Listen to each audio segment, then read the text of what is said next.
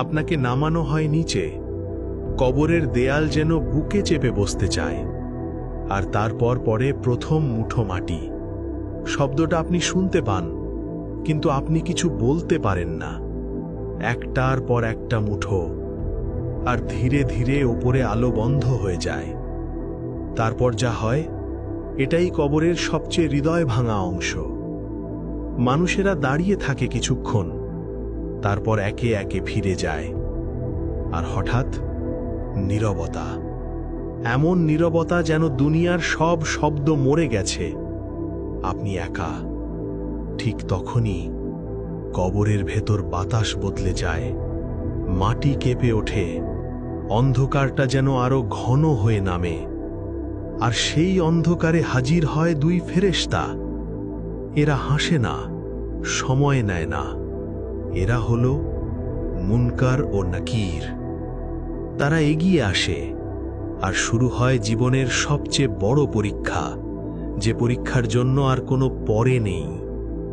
প্রথম প্রশ্নটা যেন কবর কাঁপিয়ে দেয়, মান রব্বুকা, কে তোমার রব? কবর নিঃশব্দ, কিন্তু সেই নিঃশব্দতা যেন চিৎকার করছে। তাদের কণ্ঠ গর্জে ওঠে, মান রব্বুকা, কে তোমার রব? এ প্রশ্ন মুখস্থের না, এটা জীবনের ছাপ। যাকে আপনি সত্যিই রব মেনেছিলেন, সেই বের হবে আপনার জবাব থেকে। মুমিন হলে আল্লাহ আপনাকে স্থির রাখেন। আপনি বলবেন, রব্বি আল্লাহ, আমার রব আল্লাহ। তারপর প্রশ্ন, মা দীনুকা, তোমার দিন কি? দীন ইয়াল ইসলাম, আমার দিন ইসলাম। তারপর, মান নবিয়ুকা, তোমার নবী কে? আপনি বলবেন, মুহাম্মদ সাল্লাল্লাহু আলাইহি ওয়াসাল্লাম। আর ঠিক ওই মুহূর্তে কবর আর আগের মতো থাকে না। দেয়ালগুলো সরে যায়, কবর প্রশস্ত হতে থাকে।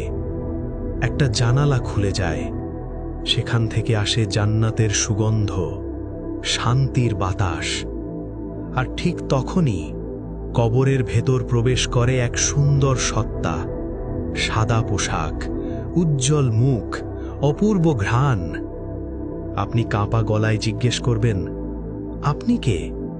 সে হাসবে, বলবে, আমি তোমার নেক আমল, তোমার নামাজ, তোমার রোজা, তোমার আল্লাহর জন্যে ফেলা কান্না। আমি কিয়ামত পর্যন্ত তোমার সাথে থাকব। এখন আপনি একা নন। কবর বদলে যায় বারজাখের এক বাগানে। আর যে উত্তর দিতে পারে না, চিত্রটা ভয়ঙ্কর।